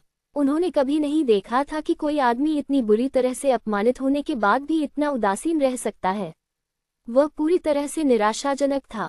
अब दोनों ने एक बात समझ ली, भले ही अधीर अमीर हो गया हो, ये तथ्य नहीं बदलता कि वह एक हारने वाला था। शिखा को अब पछतावा होने लगा था। अधीर जैसे किसी के साथ सोना उसकी प्रतिष्ठा को धूमिल कर देगा। वह ये सोचने लगी थी कि टॉड नोज के साथ सोना अधीर के साथ सोने से कहीं बेहतर होगा। क्या तुम सब हंसने में खत्म हो गए? अधीर ने अपना सिर उठाया और टॉड की ओर देखा, जो उसके सामने खड़ा था, और धीरे से पूछा, नहीं, अभी नहीं। हाँ हाँ हाँ, मुझे और हंसने दो। बचपन में मैंने कभी तुम जैसे किसी से नहीं मिला। मैं हंसते हंसते मर जाऊंगा।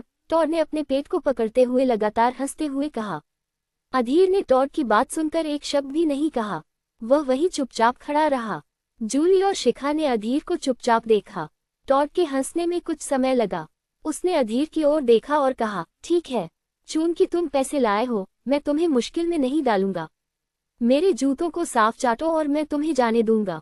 अधीर की नजरें टॉड की बात सुनकर ठंडी हो गईं। उसने अपना सिर उठाया और टॉड की ओर देखा। अचानक पूरे कमरे में सन्नाटा छा गया। टॉड ने देखा कि अधीर अपने जूतों को चाटने के लिए तैयार नहीं था। टॉड ने डरावनी अभिव्यक्ति के साथ कहा, क्या तुम बधिर हो? मैंने कहा कि मेरे जूतों को साफ चाटो। क्या तुमने मेरी बात नहीं सुनी? मैंने तुम्हें पैसे दे दिए हैं। तुम और क्या चाहते हो? अधीर ने टॉड से धीमी आवाज में कहा। इस समय अधीर अपनी पहचान उजागर नहीं करना चाहता था, इसलिए उसने टॉड की पहले की बातों पर ध्यान नहीं दिया। हालांकि किसी के जूते चाटने के लिए कहना उसकी सीमा को पार कर गया था। क्या तुमने नहीं सुना कि मैं क्या चाहता हूँ? मेरे जूतों को साफ चाटो और फिर तुम यहाँ से भाग सकते हो। टॉड स्पष्ट रूप से अधीर को जाने नहीं देना चाहता था। आखिरकार शिखा और जूली जैसी लड़कियां सुंदर मानी जा सकती थीं, और उन्हें एक बार पाना आसान नहीं था। इसलिए उसने जानबूझकर अधीर के लिए चीजें कठिन बना दी।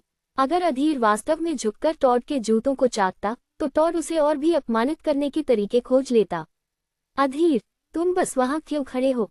जल्दी करो और चाटो। जब तुम चाट लोगे तो हम जा सकते हैं। शिखा ने जल्दी से चिल्लाया जब उसने देखा कि अधीर वहां स्थिर खड़ा है। अधीर की नजरें तुरंत ठंडी हो गईं जब उसने शिखा की बातें सुनी। उसे उम्मीद नहीं थी कि शिखा ऐसा कुछ कहेगी। आखिरकार वह तो दोनों को बचाने आया था। क्या तुमने सुना, पंक? जल्दी करो और मेरे जूतों को साफ चाटो, फिर तुम जा सकते हो। टॉड ने हंसते हुए अधीर से कहा। अधीर अपनी जगह पर बिना किसी भाव के खड़ा रहा और एक शब्द भी नहीं बोला। टॉड, मजाक मत करो। उस पल पीटर, जो चुप था, अचानक चिल्लाया, पीटर, तुम। टॉड ने पीटर की ओर उलझन में देखा। उसे नहीं पता था कि पीटर ने उसे क्यों रोका। चूंकि अधीर ने पैसे लाए हैं, उसे मुश्किल में मत डालो। उन्हें जाने दो। लेकिन मैं, टॉड थोड़ा अनिच्छुक लग रहा था। मैंने कहा कि उसे जाने दो। क्या तुमने मेरी बात नहीं सुनी? पीटर ने ठंडी आवाज में कहा। टॉड ने पीटर की ओर देखा और एक पल के लिए हिचकिचाया, फिर बोला, ठीक है, आज तुम्हारी किस्मत अच्छी है। इन दोनों को ले जाओ और भागो। भविष्य में मुझे तुम में से किसी को फिर से मत दिखाना। जब शिखा और जूली ने टॉड की बात सुनी, तो वे जल्दी से अधीर की ओर दौड़ी। कुछ मिनटों बाद अधीर शिखा और जूली के साथ डेस्क से बाहर निकला। जूली ने अधीर की ओर देखकर कहा, अधीर, मैंने सुना है कि तुम हमें पैसे देने के लिए केवल इसीलिए तैयार हो क्योंकि शिखा ने तुम्हारे साथ सोने के लिए हाँ कहा। क्या ये सच है? क्या इससे तुम्हें कोई फर्क पड़ता है? अधीर ने ठंडी आवाज में पूछा। बिल्कुल फर्क पड़ता है। तुम जैसे किसी के साथ शिखा कैसे सो सकती है? क्यों नहीं तुम आईने में देख लेते? जूली ने तिरस्कार के साथ कहा। फिर उसने जोड़ा, हम तुम्हें पैसे वापस करेंगे, लेकिन शिखा का तुम्हारे साथ सोना, ये तो सपना है। चलो शिखा। जैसे ही जूली ने ये कहा, उसने शिखा को खींचना शुरू किया और जाने का मन बना लिया। उसने शुरुआत से अंत तक अधीर का एक भी धन्यवाद नहीं कहा। स्वाभाविक रूप से शिखा अधीर के साथ सोना नहीं चाहती थी। आखिरकार वह अभी भी कुंवारी थी। वह अधीर जैसे किसी के साथ कैसे सो सकती थी? वह बिना किसी हिचकिचाहट के मुड़ी और जाने का मन बना लिया। तुम दोनों जा सकती हो अगर तुम चाहो। अगर मैं तुम दोनों को टॉड नोज से बचा सकता हूँ, तो मैं उसे तुम्हें फिर से पकड़वाने के लिए भी कह सकता हूँ। इसलिए मैं सोचता हूँ कि तुम दोनों को इसे अच्छी तरह से विचार करना चाहिए। अधीर ने अचानक चिल्लाया जब शिखा और जूली मुड़ने वाली थी। जब शिखा ने अधीर की बात सुनी, तो उसका शरीर क्षण भर के लिए कांप गया और उसने स्वाभाविक रूप से चलना रोक दिया। अधीर, क्या ये थोड़ा ज्यादा नहीं है? हम सहपाठी हैं, क्या ऐसा करना जरूरी है? जूली ने अधीर की ओर मुड़कर चिल्लाया। जब तुम दोनों ने मुझे तंग किया था तब तुमने ऐसा नहीं कहा था। अधीर ने एक अर्थपूर्ण मुस्कान के साथ कहा। तुम? जूली अधीर की बात सुनकर चौंकी। जूली, तुम इस मामले से बाहर रहो। मैं उसके साथ एक रात बिताने के लिए तैयार हूँ। नहीं तो टॉड नोल्स हमें सच में पकड़ सकता है, शिखा ने दांत पीसते हुए फुसफुसाया। मैं तुम्हें ऐसे व्यक्ति के साथ कैसे रहने दे सकती हूँ? जूली ने शिखा को चौड़ी आंखों से घूरते हुए चिल्लाया। ऐसा लग रहा था कि वह शिखा की बहुत परवाह करती है। अगर तुम्हें बुरा लग रहा है तो मैं ठीक हूँ, तुम मेरे साथ एक रात बिताओ। अधीर ने जूली को एक अर्थपूर्ण अभिव्यक्ति के साथ कहा। जब जूली ने अधीर की बात सुनी तो उसने तुरंत शिखा का हाथ छोड़ दिया। फिर उसने फुसफुसाते हुए कहा, चिंता मत करो शिखा, मैं इस बारे में किसी को नहीं बताऊंगी। जूली ने कहा और जल्दी से दूर चल दी। वह डर गई थी कि अधीर अचानक उसे रोक लेगा। इस बीच शिखा ने निराशा से जूली की पीठ को देखा, यह नहीं जानते हुए कि क्या कहना है। अधीर ने एक टैक्सी को बुलाया और शिखा से कहा, बस वहां खड़ी मत रहो, टैक्सी में चढ़ो। शिखा अपनी जगह पर खड़ी रही और एक पल के लिए हिचकिचाई। फिर उसने दांत पीसते हुए अधीर के साथ टैक्सी में चढ़ने का फैसला किया। 10 मिनट बाद टैक्सी 7 डेज होटल के प्रवेश द्वार पर पहुंची। अधीर जानता था कि जेनिथ यूनिवर्सिटी के कई जोड़े हर सप्ताहांत यहाँ मिलने आते हैं। हालांकि अधीर ने कभी होटल में नहीं ठहरा था, इसलिए वह कहीं और नहीं जानता था और केवल शिखा को यहाँ ले जा सका। यह मेरा पहला बार है अधीर, फिर भी तुम मुझे ऐसे सस्ते होटल में ले जा रहे हो, शिखा ने टैक्सी से बाहर निकलते हुए कहा, जैसे कि वह थोड़ी असंतुष्ट थी। कम से कम मैं तुम्हें एक होटल में ले जा रहा हूँ। क्या तुम चाहती हो कि मैं तुम्हें जंगल में ले जाकर तुम्हारे साथ सोऊं? अधीर ने एक खाली चेहरे के साथ जवाब दिया। तुम? शिखा ने अधीर की बात सुनकर तुरंत शर्म से लाल हो गई। फिर उसने दांत पीसते हुए कहा, मैं तुम्हें चेतावनी दे रही हूँ, हमारे बीच जो कुछ भी हुआ उसके बारे में किसी को मत बताना, वरना मैं तुम्हें मरने के बाद भी माफ नहीं करूंगी। और जब हम होटल के कमरे में जाएंगे तो तुम मुझे कहीं भी चूमने या छूने की अनुमति नहीं है। जल्दी से काम खत्म करो और मैं बस ये दिखा दूंगी कि मुझे कुत्ते ने काट लिया। भविष्य में हमारे बीच कुछ नहीं होगा, क्या तुम समझ रही हो? अधीर ने शिखा की बात सुनकर बहुत ही चुप रह गया। वह होटल के रिसेप्शन पर गया और 1 घंटे के लिए कमरा बुक किया। जब रिसेप्शनिस्ट ने अधीर और शिखा को अंदर आते देखा तो उनकी आंखों में थोड़ी उलझन झलक गई। आखिरकार अधीर एक हारने वाले की तरह कपड़े पहने हुए था, जबकि शिखा खूबसूरत और सेक्सी थी। दोनों एक जोड़े की तरह नहीं लग रहे थे। हालांकि शिखा ने अभी अभी अधीर के साथ समझौते करते समय बहुत जोर से बात की थी, ये वास्तव में उसका पहली बार किसी लड़के के साथ मिलने का अनुभव था, इसलिए वह बहुत चिंतित महसूस कर रही थी। शिखा दरवाजे के पास खड़ी रही और काफी देर तक हिचकिचाई, लेकिन फिर भी वह अंदर जाने की हिम्मत नहीं जुटा पाई। आओ अंदर आओ, अधीर ने दरवाजा खोला और बिना किसी भाव के कहा। नहीं, मैं नहीं जाऊंगी। जैसे ही शिखा ने कमरे में एक पैर रखा, उसका दूसरा पैर पीछे हटने लगा। क्या तुम अपने वादे से मुकर रही हो? अधीर ने शिखा की ओर देखा और एक पोकरे चेहरे के साथ पूछा। तो क्या हुआ अगर मैं मुकर रही हूँ? यह मेरा पहला बार है, मैं तुम जैसे हारने वाले के साथ सोने नहीं जा रही। शिखा ने अधीर की ओर तिरस्कार से देखा और कहा, अगर तुम अंदर नहीं आओगी तो मैं अभी टॉड नोल्स को फोन कर दूंगा। क्या तुम सोचती हो कि टॉड इतना विनम्र होगा? अधीर ने निसंकोचता से कहा। क्या तुम मुझे बेवकूफ समझते हो? टॉड नोल्स को पहले ही तुम्हारे पैसे मिल चुके हैं, वह तुम्हारी बात क्यों सुनेगा? अगर मैं अभी चली गई तो तुम कुछ नहीं कर सकोगे, शिखा ने कहा और लिफ्ट की दिशा में चलने के लिए मुड़ गई। अगर तुम अभी चली गई तो मैं टॉड को तुम्हें वापस मुझसे भेजने के लिए कह सकता हूँ। क्या तुम मुझ पर विश्वास करती हो? अधीर ने शिखा की पीछे हटती हुई आकृति को ठंडे स्वर में कहा। तुम गंदे हारने वाले, तुम क्यों दिखावा कर रहे हो? शिखा ने अधीर की ओर मुड़कर उसे घूरा, फिर वह बिना मुड़े लिफ्ट की ओर बढ़ गई।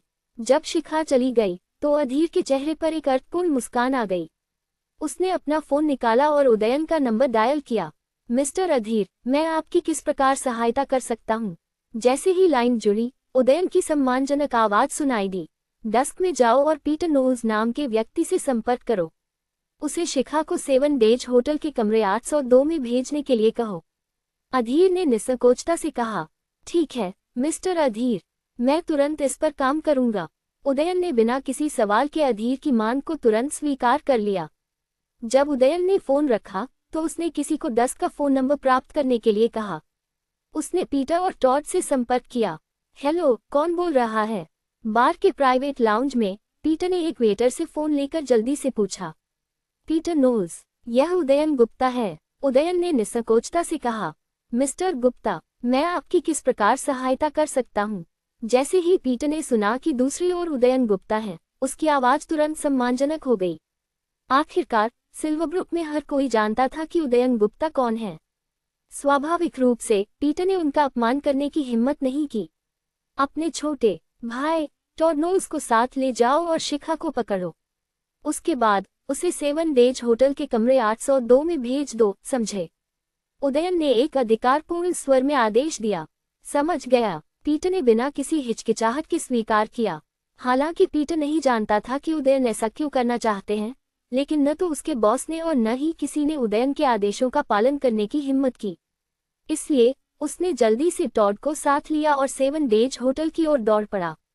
इस बीच शिखा को अभी तक नहीं पता था कि उसके लिए क्या इंतजार कर रहा है। आधे घंटे बाद पीटर और टॉड ने शिखा को 7 डेज होटल के पास एक बबल टी की दुकान पर पाया। उन्होंने उसे कमरे 802 के सामने ले जाकर खड़ा कर दिया। मुझे छोड़ दो, तुम लोग क्या चाहते हो? क्या अधीर ने तुम सबको ये करने के लिए कहा है? बकवास बंद करो और अंदर आओ। अगर तुम फिर से भागने की हिम्मत करोगी तो मैं तुम्हें मार दूंगा, पीटर ने शिखा को घूरते हुए कहा। आखिरकार उदयन ही था जिसने उसे यहाँ लाने के लिए कहा था, इसलिए इसका मतलब था कि होटल के कमरे में कोई बड़ा आदमी था। स्वाभाविक रूप से पीटर ने उनके रास्ते में आने की हिम्मत नहीं की। इसलिए शिखा को होटल लाने के बाद पीटर ने टॉड को बार में वापस ले जाने का फैसला किया। शिखा अब दरवाजे के सामने खड़ी थी और हिचकिचा रही थी। अंततः उसने दरवाजा खोला और कांपते हुए अंदर चली गई। बेडरूम में अधीर बिस्तर पर बैठा था और शिखा को एक अर्थपूर्ण नजर से देख रहा था। ये सच में तुम हो? शिखा ने अधीर की ओर देखा और आश्चर्यचकित होकर चिल्लाई। कैसा लगा? मैंने कहा था कि अगर तुम भागने की हिम्मत करोगी तो मैं टॉड नोल्स को तुम्हें वापस भेज दूंगा। मैंने तुम्हें झूठ नहीं बताया, है ना? अधीर ने शिखा को एक अर्थपूर्ण नजर से देखा। फिर वह दरवाजे की ओर बढ़ा और उसे बंद कर दिया। तुम क्या कर रहे हो? शिखा ने देखा कि अधीर दरवाजा बंद कर रहा है तो उसने जल्दी से चिल्लाया। अपने कपड़े उतारो। अधीर ने उसके साथ कोई बातचीत किए बिना तुरंत आदेश दिया। शिखा अधीर की बात सुनकर तुरंत चौंकी। उसकी आंखों में डर की एक झलक आई। हालांकि शिखा बाहरी रूप से चुलबुली लगती थी और हमेशा खुली हुई कपड़े पहनती थी, वह वास्तव में बहुत ही रूढ़िवादी थी। इसके अलावा उसकी हॉट बॉडी और बेहद खूबसूरत दिखने के कारण वह स्वाभाविक रूप से घमंडी हो गई थी, इसलिए उसने पहले कभी किसी लड़के के साथ नहीं सोया था। अब जब उसे एक आदमी के सामने अपने कपड़े उतारने के लिए कहा गया तो यह उसके लिए अपमान का एक रूप था। इसके अलावा वह आदमी कोई और नहीं बल्कि अधीर शेखावत था, जिसे शिखा वास्तव में नीचा समझती थी। वह ये सोच भी नहीं सकती थी कि अगर वह वास्तव में उस दिन अधीर के साथ सोई तो वह कैसे जिएगी। तुम अपने कपड़े नहीं उतार रही हो, है ना? मैं अभी टॉड को बुलाने जा रहा हूँ और देखूंगा कि वह तुम्हारे साथ क्या करेगा। अधीर ने देखा कि शिखा अपनी जगह पर स्थिर खड़ी है। उसने कुछ कदम बढ़ाए और कमरे से बाहर जाने का इरादा किया। नहीं, मत जाओ, मैं उतार दूंगी, ठीक है? शिखा ने जल्दी से अधीर की ओर हाथ बढ़ाया और कहा। फिर उसने अपने होंठ काटते हुए कहा, तो जल्दी करो और उतारो। अधीर ने शिखा को ऊपर से नीचे तक देखा। शिखा ने गहरी सांस ली और कांपते हुए हाथों से अपनी माइक्रो मिनी स्कर्ट की बटन खोली। फिर उसने धीरे धीरे उसे उतार दिया। जब शिखा ने अपनी माइक्रो मिनी स्कर्ट उतारी तो अधीर के सामने एक जोड़ी गोरी और पतली टांगें आईं। उसे यह मानना पड़ा कि शिखा की बॉडी वाकई में हॉट थी। इसे अद्भुत कहना कोई अतिशयोक्ति नहीं थी। जारी रखो, अधीर ने बिना किसी भाव के कहा। शिखा ने अधीर की ओर देखा और 2 सेकंड तक हिचकिचाई। फिर उसने अपने होंठ काटते हुए अपने टॉप को उतारना शुरू किया। शिखा ने अपने लो कट ब्लाउज को उतारने में ज्यादा समय नहीं लिया और उसकी आकर्षक आकृति अधीर के सामने थी। शिखा ने अपने हाथों से अपने सीने को ढक लिया और अधीर से शर्माते हुए कहा, जल्दी करो, जो भी करना है कर लो। जब अधीर ने शिखा की बातें सुनी तो वह मुस्कुराने से खुद को रोक नहीं सका। फिर उसने ऐसा कुछ किया जिसकी शिखा ने कभी उम्मीद नहीं की थी। अधीर ने दरवाजा खोला, मुड़ा और बाहर चला गया। अधीर, तुम क्या कर रहे हो? शिखा ने जल्दी से चिल्लाया जब उसने देखा कि अधीर जाने का इरादा रखता है। मैंने जो करना था वह कर लिया, तुम अब जा सकती हो, अधीर ने ठंडी आवाज में जवाब दिया। तुम खत्म हो गए। शिखा ने अधीर की बात सुनकर चौंक गई। उसने अधीर को अपनी खूबसूरत आंखों से घूरा, यह नहीं समझते हुए कि वह क्या मतलब रखता है। क्या तुम मुझसे सोना नहीं चाहते थे? शिखा ने एक पल के लिए हिचकिचाए और अधीर से पूछा। हालांकि शिखा ने अगले ही पल कुछ सोचा।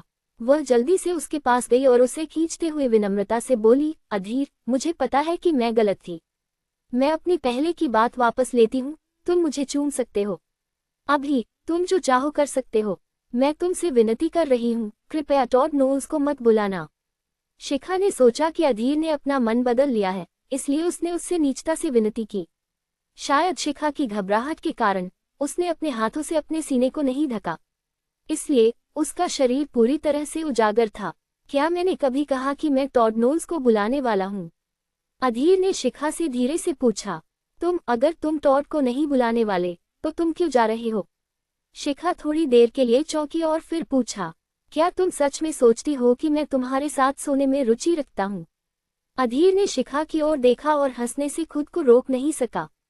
फिर उसने तिरस्कार के साथ कहा, मैं तुम्हारे जैसे महिलाओं के लिए कभी भी कोई विचार नहीं रखूंगा, भले ही तुम मेरे सामने पूरी तरह से नग्न होकर आओ। मैंने आज जो किया वह सिर्फ ये देखने के लिए था कि एक सोने के लिए पैसे मांगने वाली महिला जैसे तुम पैसे के लिए कितनी दूर जा सकती हो। मैं, अधीर शेखावत, उस महिला के साथ नहीं सो सकता जो अपनी पहली बार के लिए 50 लाख रुपए मांगती है। तुम बेशर्म हो, शिखा ने अधीर की ओर घूरते हुए चिल्लाई। मैं बेशर्म कैसे हूँ? अधीर ने निसंकोचता से पूछा। अधीर, तुमने ये सब मुझे अपमानित करने के लिए किया, है ना? शिखा ने गुस्से में पूछा। बिल्कुल सही, मैं तुम्हें अपमानित कर रहा हूँ। मैं तुम्हें ये बताना चाहता था कि मैं तुम्हारे जैसे महिलाओं पर उंगली भी नहीं उठाऊंगा, भले ही तुम मेरे बिस्तर पर पूरी तरह से नग्न होकर आओ। अधीर ने तिरस्कार के साथ जवाब दिया। फिर वह मुड़ा और कमरे से बाहर चला गया। कमरे में शिखा अकेली रह गई। उसकी आंखों में आश्चर्य और निराशा थी। अधीर के शब्द उसके मन में गूंज रहे थे। तब शिखा को एहसास हुआ कि उसका व्यवहार कितना हास्यास्पद था। शायद उसे अधीर को अपमानित करने का कोई अधिकार नहीं था, क्योंकि वह खुद अधीर से ज्यादा श्रेष्ठ नहीं थी। 7 डेज होटल से बाहर निकलने के बाद अधीर ने अपना फोन निकाला और उदयन का नंबर डायल किया। मैं आपकी किस प्रकार सहायता कर सकता हूँ, मिस्टर शेखावत? उदयन की आवाज जैसे ही कॉल लगी सुनाई दी। मुझे टॉड नोल्स नाम के एक आदमी के बारे में जानकारी चाहिए, अधीर ने धीरे से कहा। आपका आदेश, मिस्टर शेखावत। मैं तुरंत किसी को भेजूंगा और कोई जल्द ही आपसे संपर्क करेगा, उदयन ने तत्परता से जवाब दिया। अच्छा, अधीर ने सिर हिलाया और फोन रख दिया। फिर वह जेनिथ यूनिवर्सिटी की ओर तेजी से बढ़ा। अधीर विश्वविद्यालय के परिसर में प्रवेश करने से पहले ही एक बेंटली उसके सामने रुक गई।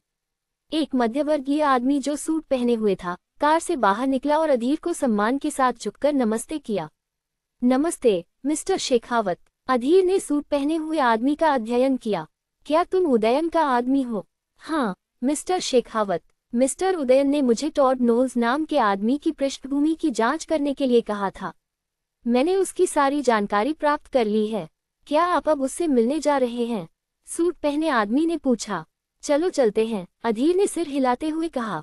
कृपया, मिस्टर शेखावत। सूट पहने आदमी ने कार का दरवाजा खोला, सोच समझकर अपने हाथ को छत की रेल के नीचे रखा। वह बहुत मेहनती था। उस आदमी की इस क्रिया ने अधीर को असहज महसूस कराया। तुम्हें ऐसा करने की जरूरत नहीं है, उसने धीमी आवाज में कहा। आप मिस्टर उदयन के बॉस हैं और मिस्टर उदयन मेरे बॉस हैं। यह मेरा सौभाग्य है, सूट पहने आदमी ने कहा। ठीक है, तुम्हारा नाम क्या है? अधीर ने सूट पहने आदमी की ओर मुस्कुराते हुए पूछा। मेरा नाम काइल हेज है। बस मुझे काइल बुलाओ, मिस्टर शेखावत, सूट पहने आदमी ने कहा जब वह गाड़ी चला रहा था। तुम काइल हेज हो? अधीर चौंक गया और उसके चेहरे का भाव अचानक बदल गया। क्या आपने मेरा नाम पहले सुना है, मिस्टर शेखावत? काइल ने मुस्कुराते हुए पूछा। बिल्कुल, मैंने तुम्हारे बारे में सुना है। तुम सिल्वरब्रुक में बहुत प्रसिद्ध हो, अधीर ने आश्चर्य से जवाब दिया। हाँ, आपके इस प्रशंसा के लिए धन्यवाद, मिस्टर शेखावत। मैं आपके सामने बस एक सामान्य व्यक्ति हूँ। कृपया भविष्य में अगर आपको मेरी जरूरत हो तो बेझिझक मुझे बुलाएं। काइल ने अधीर को सम्मानपूर्वक देखा। अधीर ने काइल की ओर हेल्पलेसली देखा, यह नहीं जानते हुए कि अपने भावनाओं को कैसे व्यक्त करे। सिल्वरब्रुक में हर किसी ने काइल के नाम को इस या उस रूप में सुना था और अधीर ने ये नाम अपने सहपाठियों के मुंह से सुना था। कहा जाता था कि एक बड़ा आदमी है जो सिल्वरब्रुक में सभी को जानता है और उसका नाम काइल है। पूरे सिल्वरब्रुक में लगभग कोई भी काइल के साथ छेड़छाड़ करने की हिम्मत नहीं करता था और सिल्वरब्रुक में अधिकांश अवैध व्यवसाय काइल के नियंत्रण में थे। अधीर ने कभी नहीं सोचा था कि काइल हेस, जो एक किंवदंती के रूप में जाना जाता था, उसे ड्राइव करेगा और उसे अपने नाम से बुलाने के लिए कहेगा। अगर जयंत और मनीष को इसके बारे में पता चलता तो क्या वे डर के मारे नहीं मर जाते। 10 मिनट बाद काइल ने बेंटले को डस्ट के सामने पार्क किया, फिर कार से बाहर निकलकर अधीर के लिए दरवाजा खोला। मैंने अपने लोगों से इसकी जांच करने के लिए कहा है और उन्होंने इस बार में टॉड को पाया है। ठीक है, चलो अंदर उसकी जांच करते हैं, अधीर ने कहा और सीधे बार में चला गया। कुछ क्षणों बाद अधीर ने उस प्राइवेट लाउंज को पाया जहां वह पहले गया था, दरवाजा खोला और अंदर चला गया। जब अधीर अंदर आया तो टॉड पोकर खेल रहा था। वह एक पल के लिए चौंका, फिर मुस्कुराने लगा। अरे, क्या यह अधीर नहीं है जो बेवकूफ है? तुम यहाँ क्यों आए? क्या तुम मेरे जूतों को चाटने आए हो या कुछ और? मुझे खेद है, लेकिन इस बार मेरे जूते गंदे हैं। अधीर ने टॉड को देखते हुए शांतिपूर्वक मुस्कुराया। तुम्हारे जूते गंदे हैं? टॉड ने अधीर की बात सुनकर चौंक गया, लेकिन वह जल्दी से होश में आया और गुस्से में अधीर के पास आया। पीटर सोफे पर बैठा था, अधीर को घूरते हुए सोच रहा था कि अधीर यहाँ वापस क्यों आया है। बच्चे, तुमने अभी कहा कि तुम्हारे जूते गंदे हैं, है ना? टॉड ने अधीर को चुनौती देते हुए कहा। बिल्कुल सही, अधीर ने हल्का सा सिर हिलाया। इस बच्चे के जूते गंदे हैं। तुम सब क्या सोचते हो, हमें क्या करना चाहिए? टॉड ने अपने अधीनस्थों की ओर देखा और फिर उसने एक साथ दर्जनों लोगों को अधीर को घेरने के लिए लपकने का आदेश दिया। मिस्टर शेखावत ने अभी कहा कि उनके जूते गंदे हैं। तुम सब क्यों उन्हें घेर रहे हो, टॉड? काइल ठीक उसी समय प्राइवेट लाउंज में प्रवेश किया। पीटर सोफे पर बियर पी रहा था जब उसने काइल की आवाज सुनी। उसने अपना सिर घुमाया और काइल को देखकर चौंक गया। तुम कौन हो? टॉड ने काइल को नहीं जानते हुए उसे बेरहमी से घूरा।